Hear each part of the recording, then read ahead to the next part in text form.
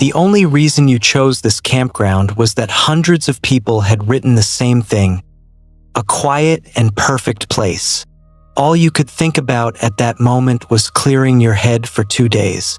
When you set out, you never even imagined you'd run into something like this. It all started on Friday night. Things had been piling up for the past month. You needed to clear your head. You find an RV campground with hundreds of positive reviews on Google Reviews, book a 2-night stay, and hit the road before sunrise. After a 2-hour drive, you arrive at the campground, but the scene that greets you takes you by surprise. Dozens of old RVs with faded paint and flat tires are parked haphazardly. The place, which should normally be packed with campers, is even more deserted than expected. I must have taken the wrong entrance, you think. You look around once more, but the address on your GPS matches exactly. After driving a little further, you come across a rather worn-out and faded RV across the way. A dim light is on inside. You get out of your car. After waiting a moment, an elderly man steps out from inside. He's dressed a bit oddly, in an old, baggy work jumpsuit. He comes over to you with a forced smile and says he's the campground owner. He confirms your reservation, shows you to your campsite, and briefly explains where to park and where the electrical hookup is. You set up camp, although the fact that the place is completely deserted still bothers you. After a few hours, it starts to seem less strange than you'd imagined. You light a fire and sit in your chair for a while. It's not such a bad place, actually. At one point, you take out your phone and snap a few photos of the campsite. You think about sharing them with your friends, but you notice there's no signal on your screen. After all, you figure that's not all that surprising in the coastal forests of Oregon. As you're lost in thought by the fire, you hear the long, creaking sound of an old door. When you look up, you see the old man's RV door slowly opening. He's coming toward you with a flashlight in his hand. He never shines the light on your face. He keeps it pointed at the ground the whole time. When he reaches you, he smiles and asks where you're from. Then he wants to know if you're traveling alone. He asks if your family is coming too. He asks how many nights you'll be staying here and if you're planning to leave early in the morning. None of the questions is strange on its own. But before waiting for your answer, he immediately moves on to the next one. He nods while you're speaking, but the expression on his face doesn't change at all. He pauses for a moment. Then, as if he hadn't just asked, he repeats, "So you're alone?" An indescribable unease settles over you. There's nothing obviously wrong here, but the conversation doesn't feel like a normal chat either. Then he changes the subject. When he mentions that there's a minor problem with his RV, that he can't fix it on his own, and asks for help, you hesitate for a moment. You don't really want to spend any more time with him, but you think, I'll help him out in 2 minutes and be done with it. After all, he's an old man, and he really does seem to need help. Reluctantly, you get to your feet. You walk together toward the old RV. The man opens the door and lets you in first. He follows you in and closes the door behind you. The interior is narrower than you expected. Old cabinets, scattered tools, and a heavy, musty smell immediately catch your attention. The man points to a panel under the kitchen counter and asks you to take a look. You bend down for a moment, trying to figure out what's wrong. Then you stand up and say, "I don't think I can figure this out from here," and head toward the door to leave. You pull on the doorknob, but it feels stuck. You try again, pushing harder, but it still won't open. When you turn around, you see the old man staring at you without moving a muscle. As you head for the door to leave, the old man says, "The coffee's ready," and insists you stay for 2 minutes. You thank him and say you have to go. Without saying a word, He pours coffee into an old mug and sets it on the table. He doesn't say anything for a long time. He just takes a sip of his coffee and watches outside. Then, without looking away, he asks, "Are you alone?" After you answer, there's silence again. Minutes later, this time he says, "How many nights were you planning to stay?" He doesn't seem very interested in your answer. He just nods slightly and turns back to the window. When you mention that it's very late and you need to leave, the man doesn't seem to care much. As time goes on, the situation starts to get stranger. You glance at the door a few times, but the man is either standing right next to you or sitting in the chair closest to the door. The old man's presence makes it impossible to get up. Hours later, as the night wears on, his head slowly drops to the side. You watch him for a while. His breathing grows heavier. As you try to make sure he's asleep, you notice the key in your pocket is still there. Thinking there won't be a better opportunity than this, you slowly stand up. To avoid making any noise, you take off your shoes and hold them in your hand. It feels as though the floor of the old RV might creak at any moment. You begin walking toward the old man in small steps. You reach into your pocket and gently grasp the key. As you try to pull it out, the old man's head moves slightly. Without missing a beat, you quietly pull the key out of your pocket. You slowly insert the key into the lock and turn it. The moment you crack the door open, you hear the chair creak softly behind you. When you turn around, the old man has sat up. For a moment, your eyes meet. Without a second thought, you throw the door wide open and rush outside. With your bare feet crunching on the gravel, you start running toward your car. You hear the old man calling after you. As you run toward your car, you suddenly remember that the key isn't with you. You head straight for your tent. You hurriedly unzip it, reach inside, and grab the keys from where you left them. Then you run back to your car and open the door. You plop yourself into the driver's seat and insert the keys into the ignition. As soon as the engine starts, you speed away from the campground. A day later, you search the campground again. This time, you start reading the reviews from the most recent to the oldest. A detail you hadn't noticed before catches your eye. There have been almost no new reviews since about 6 months ago. All the older reviews mention the previous owner who ran the campground. The few most recent reviews, however, state that reservations have been canceled, the business has changed hands, and the new management isn't answering any phone calls.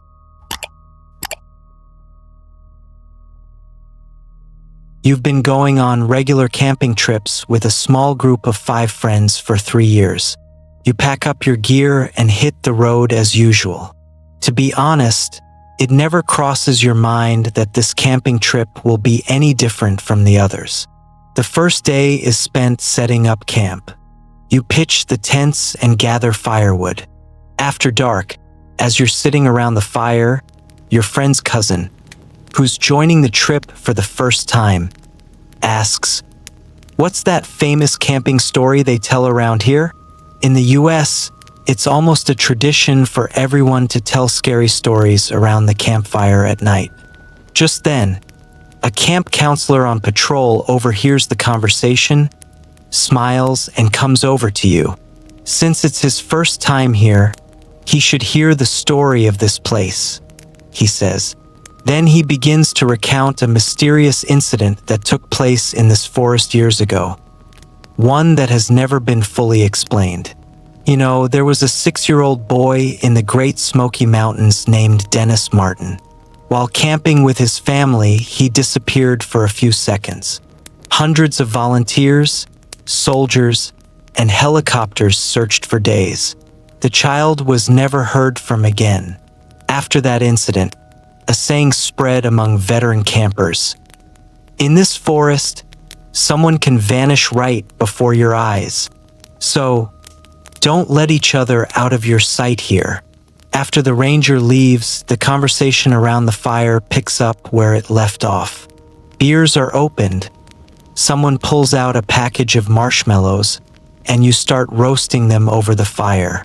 The cousin of your friend, who's joining this trip for the first time, gradually joins the conversation. You learn his name is Ethan. Although he's a bit quiet at first, he quickly fits right in. You laugh together, tell camping stories, and tease each other. By the end of the night, you feel as comfortable as if you'd known each other for ages. As the night wears on a bit more, Ethan turns to you and says, "Should we walk down that trail? I'm getting bored just sitting by the fire." You agree. You turn on the flashlights on your phones and head down the trail right next to the campsite. You walk slowly, chatting and looking around as you go. At one point, the conversation naturally trails off. You take a few more steps looking around. Then something occurs to you. You turn your head to tell Ethan, but he's not there. At first, it doesn't seem too strange. You assume he's probably just a few steps behind. You turn around and call out to Ethan, but there's no answer. You wait a few seconds. Then you start walking back. You reach the spot you just passed together, but there's no one there. At that moment, the one detail from the story told by the fire comes to mind. He'd only disappeared from view for a few seconds. You shake your head from side to side. "Don't be ridiculous," you think to yourself. Just then, you hear a sound that resembles a scream. For a moment, you think someone is shouting, but the sound starts off like a strange human voice, then stretches out and grows thin in a peculiar way. It's unlike anything you've ever heard before.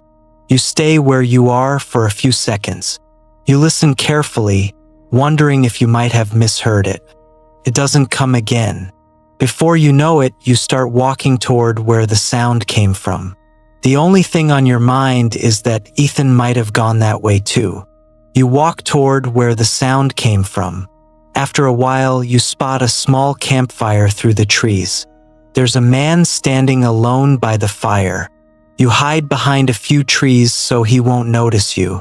The man is holding a small, black object that fits in the palm of his hand. He stands there for a while, listening to his surroundings without doing anything. Then he brings the object close to his mouth.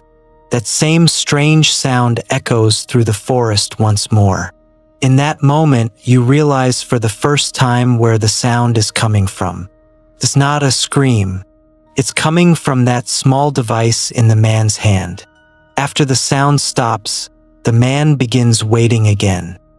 He listens to his surroundings as if waiting for a response. You don't understand what he's doing. You don't know much about hunting, but you remember possibly seeing something similar online. Still, seeing someone doing this in the middle of the forest at night feels much stranger than you'd imagined. You stay where you are and watch the man for a few more seconds. He's sitting alone by the fire.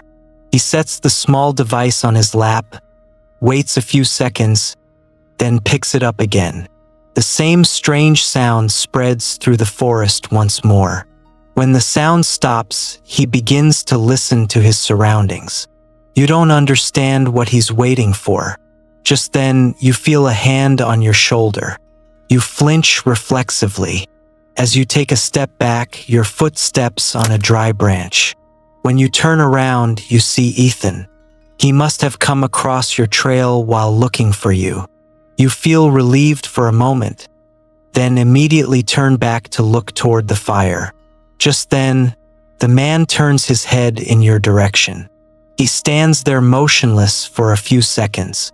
The darkness prevents you from making out his face, but it's clear he's noticed you. He puts the device in his pocket and slings his backpack over his shoulder. After stamping out the fire with his foot, he walks into the woods without any sign of haste. Within a few steps, he disappears completely into the darkness. You both stay where you are, unable to take your eyes off the spot you were looking at for a while longer. You can't figure out what he was doing or why he was there alone at night. The only thing you know is that after noticing you, he chose to leave. When you return to camp, you go straight to the camp attendant. You recount everything that happened from the very beginning. The attendant listens to you carefully, then suggests that you go together at first light to check the spot you've been looking at. The next morning, shortly after sunrise, you head back out onto the trail with the camp attendant. You walk to the spot where you saw the man last night. When you reach the spot where the campfire was, the fire has long since gone out. Ash still lies on the ground. There are a few sets of footprints around it, but it's impossible to tell which ones belong to whom. The ranger examines the area for a while. Then he picks up a small piece of plastic he found on the ground. He says it might be part of one of those electronic calling devices that hunters sometimes use. He thinks the man most likely left in a hurry after noticing you. But even he can't explain why the man was alone so close to the campsite at night. You don't leave the campground for the rest of that weekend. You never see that man again. But the questions in your mind don't go away. If he was really hunting, why was he doing it so close to the campground? Why was he playing the sound from that device at regular intervals and then waiting silently for minutes at a time? That's what you think about most of all.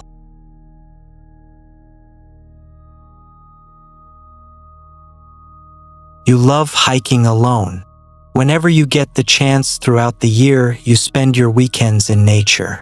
Your goal this weekend is a 2-day section of the Appalachian Trail in Great Smoky Mountains National Park that runs through the park.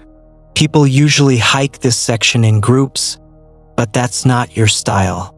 There are 2 designated campsites along the route. You plan to stay at one of them each night and continue hiking the next morning. When you reach the trailhead, there were just a few hours left before sunset. A few minutes after you started walking, you spotted someone a little ahead of you. A middle-aged man wearing a baseball cap and carrying a large hiking backpack. At one point, he glances back at you over his shoulder and gives a slight nod. You nod back in the same way and keep walking. Knowing you're not alone here puts your mind at ease, even if just a little. Later that first day, you stop by a stream to take a water break. As you drink from your water bottle and take in the scenery, you see the same man again. As he walks, he keeps a light rhythm to himself. Sometimes he taps his foot rhythmically on the ground. Other times he sways his shoulders. From a distance, it looks as if he's just moving to a song playing in his head. Seems a little odd, but you don't dwell on it. As evening falls and it gets dark, you decide to set up camp, but you're still a few miles short of your destination. Since you don't want to keep walking in the dark, you pitch your tent in the first flat clearing you find, without straying too far from the trail. Yes, this isn't an official campsite, but it looks safe enough to spend the night. You prepare your meal on your small camp stove. After hanging the remaining food from a tree, so the smell won't attract animals, you listen quietly to your surroundings for a while. As you scan the area, a very brief flash of white light flickers between a few trees. You reflexively turn your head in that direction. For a few seconds, you see nothing. Just as you're thinking it might have been an optical illusion, you hear a short, mechanical sound breaking the silence. Then you hear footsteps receding through the underbrush. You consider taking a few steps in that direction. Then you change your mind. It doesn't make any sense to venture into the forest without knowing who or what is out there in the darkness. You stare at the same spot for a few more seconds. You shine your flashlight into the bushes, but the light doesn't reach beyond a few trees. You wonder if it might be another hiker. You don't understand why someone would be taking a photo at night, but walking into the darkness doesn't make any sense either. Even when you lie down in your sleeping bag, you can't relax. You replay the light you saw just a moment ago over and over in your mind. Maybe it really was a camera. Maybe it wasn't as strange as you thought. When you step out of the tent in the morning, the first thing you do is look around. Right in front of the tent's entrance, you notice 4 small stones neatly arranged. They're placed diagonally, forming a small X. You stare at them for a few seconds. You're certain there wasn't anything like that there when you set up the tent last night. Just as you bend down to look at the stones, you notice footprints in the soft soil. The tracks veer off the trail and lead straight to your tent. After circling the tent a few times, they head back into the forest. One of them, however, ends just a step away from the tent's entrance. A few minutes later, you gather your things and head back out onto the trail. After walking for about half an hour, you see the same man again. This time, he was walking slowly a little further down the trail, with his back turned toward you. The distance between you was about 100 meters. You politely raise your hand to wave. You hope this might help you realize that this strange feeling is completely unfounded. The man doesn't look at you at all. He continues walking at the same pace. The trail curves slightly. A few seconds later, he disappears from view among the trees. You open the map and examine the route again. At the end of the trail, there's a small ranger station staffed by park rangers. If you can make it there, you'll be able to use a phone and spend the night somewhere with other people. So you decide to keep walking. You figure you'll be able to reach the station before it gets completely dark. But the trail turns out to be tougher than you expected. Constantly goes up and down, and rocky sections slow you down. As daylight slowly fades, you realize you're still more than 5 miles from the station. About 2 hours later, you reach the small ranger station at the end of the trail. As soon as you walk in, you tell the ranger what happened. You describe one by one the flash of light you saw the first night, the rocks in front of your tent that morning, the footprints around your tent, and how you saw the same man at different locations over the course of 2 days. The ranger listens to you carefully. He asks a few questions along the way. He takes notes as you describe the man, where you last saw him, and exactly which trails you took. He says that what you've described isn't enough on its own to constitute a crime, but adds that 2 rangers will still be sent to check the area. About an hour later, an off-road vehicle pulls up in front of the station. One of the officers who gets out says they came across a hiker who resembles the person you described. The man is still near the trail. While checking his ID, they also had to inspect his backpack. A short while later, they call you inside as well. A black camera is sitting on the table. The officer asks you to look at some photos on the memory card. The first few shots are ordinary landscape photos. The trail, trees, and stream banks. Then comes a photo of the tent. In the next shot, you're in the frame. One of the photos shows the clearing where you camped. You've also made it into the frame in one corner. Given the distance of the shot, it's normal that you didn't notice this. The officer continues flipping through the photos. A few frames later, other people appear. Different hikers walking along the same trail. Some are taking a break, some are setting up tents, and some are captured from a distance with a telephoto lens. None of them are looking at the camera. Most likely, they don't even know they're being photographed. The officers take the man into custody. They say they'll continue examining the images on the memory card to identify the other campers in the photos. After you give your statement, you leave the station. But on the way back, one thought keeps running through your mind. There were dozens of photos of different campers on the memory card. But why did he come all the way to your tent?